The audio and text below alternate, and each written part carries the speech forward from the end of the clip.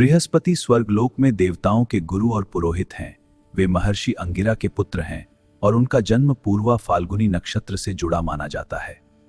तारा एक दिव्य स्त्री और सौभाग्य की देवी है जो स्वर्गलोक में निवास करती हैं। तारा देवगुरु बृहस्पति की पत्नी है।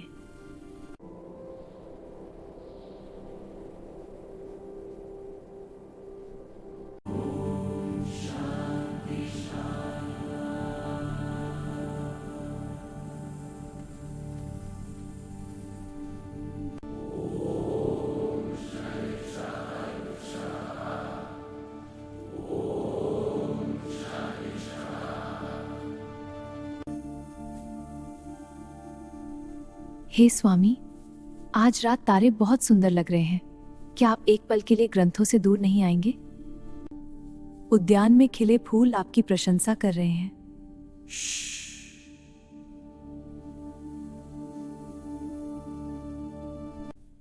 तारा, आज ग्रहों की स्थिति गहन सत्य प्रकट कर रही है। धर्म के चक्रों पर यह श्लोक अगले युग में देवताओं का मार्गदर्शन करने की कुंजी रखता है। जब ज्ञान इस प्रकार स्वयं को स्पष्ट करता है तो उसके प्रवाह को बाधित नहीं करना चाहिए। तारे सुनते हैं पर वे भी एकाकी हैं। मैं आपकी पत्नी हूं, केवल शिष्या नहीं। और हृदय के चक्रों का क्या, गुरुदेव? देव सभा में मेरी बुद्धि सराही जाती है, पर अपने ही घर में मैं एक बंद ग्रंथ सी रह जाती हूं। मुझे क्षमा करना तारा, ज्ञान का मार्ग एकाकी है।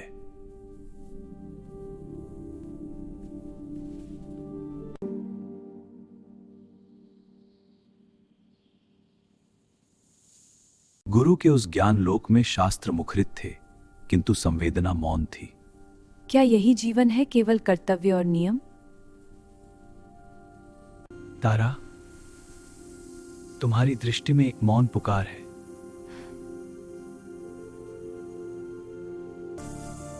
तुम्हारी आभा में एक अपनापन है, जैसे शीतल चांदनी मेरे भीतर की रिक्तता को धीरे धीरे भर रही हो।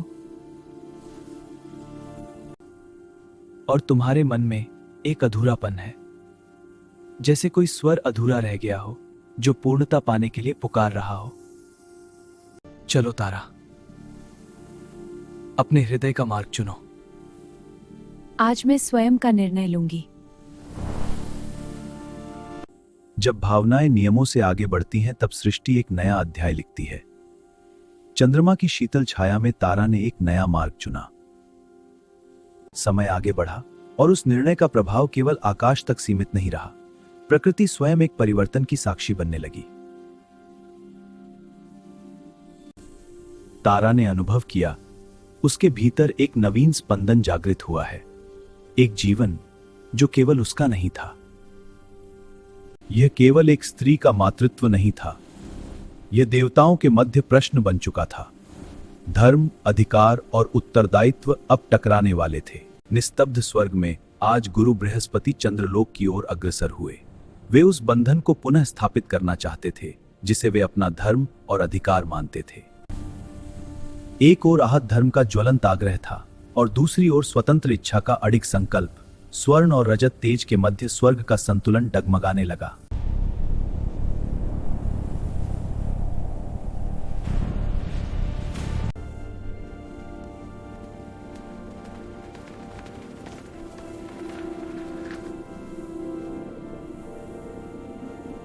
तारा के लिए चंद्र ने देवों को चुनौती दी, पर इंद्र की शक्ति और बृहस्पति के क्रोध के सामने वह अकेला पड़ गया। चंद्र ने शुक्राचार्य की शरण ली।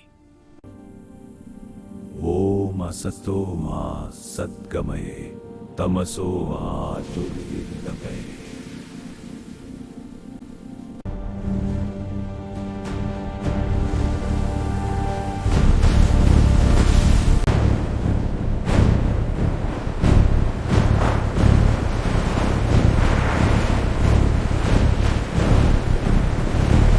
यह है राहु, छाया और माया का स्वामी, जिसकी भूख प्रकाश को भी निगल जाए। आज वही देवों के विरुद्ध उतरेगा। आज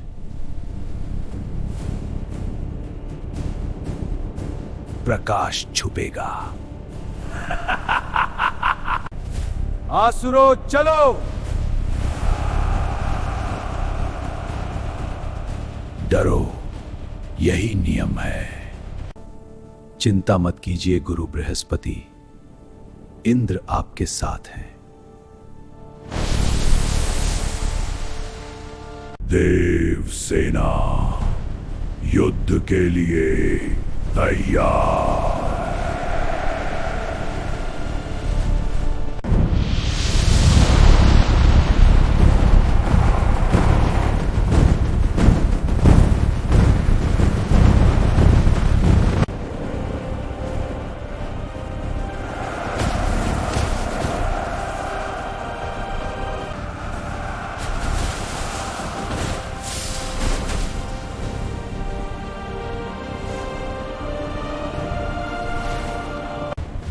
पंक्ति संभालो, कुचल डालो।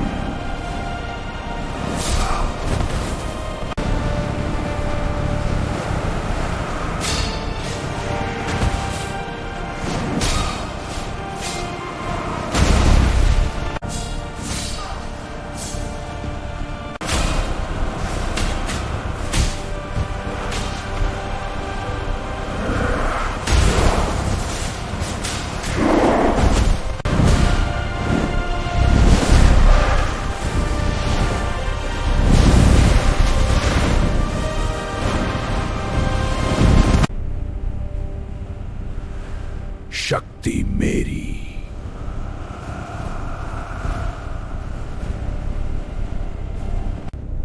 अब अंत।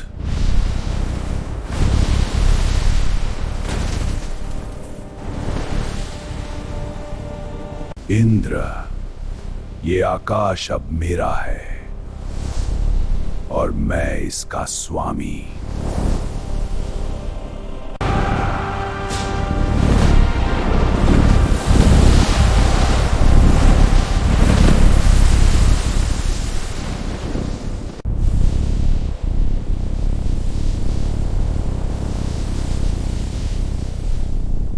आकाश जाग रहा है।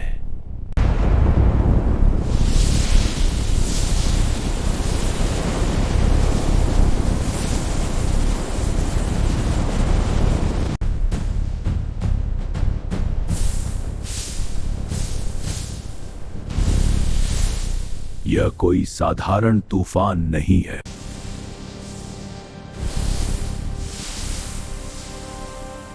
वज्र, तैयार रहो।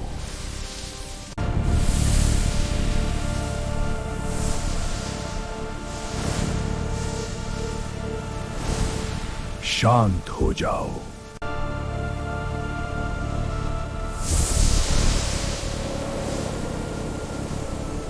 आकाश मेरे अधीन है।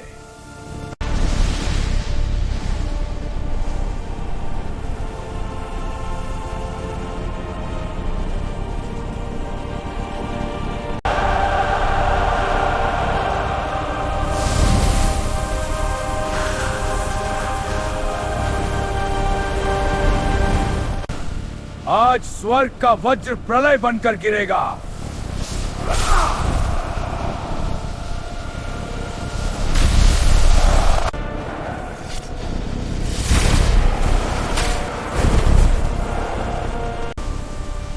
विनाश ही तुम्हारा भाग्य है दानवों।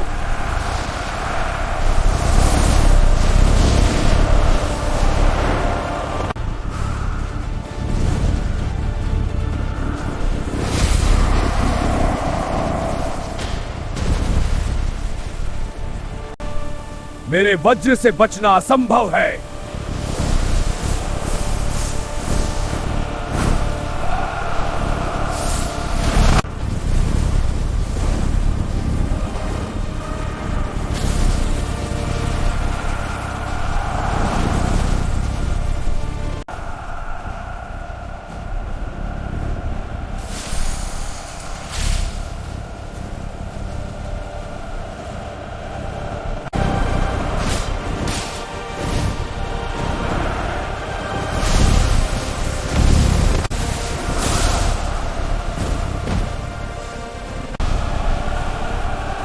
मैं हूं इंद्र, वज्र का स्वामी।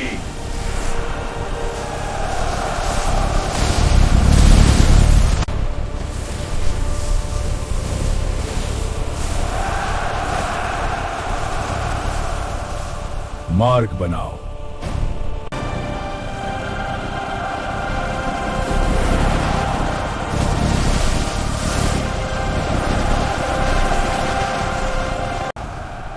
यह प्रहार तुम्हारे अंत का संकेत है।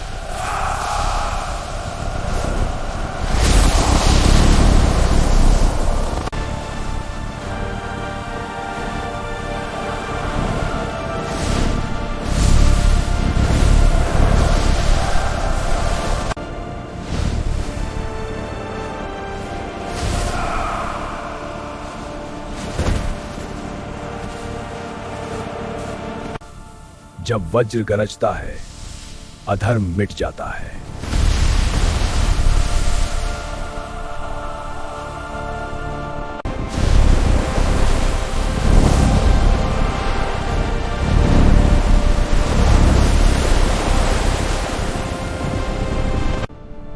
समाप्ति।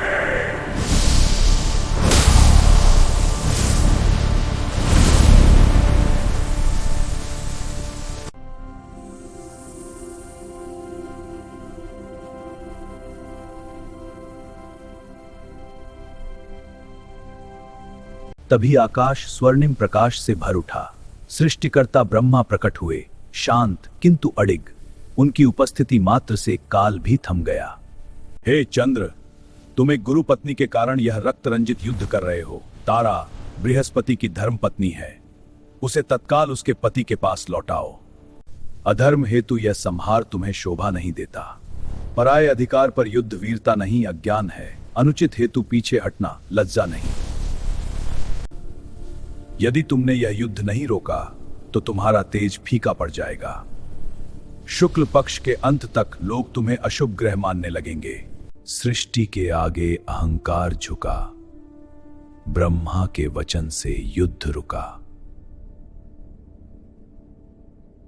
Vivedic Cinebox, where history finds its voice.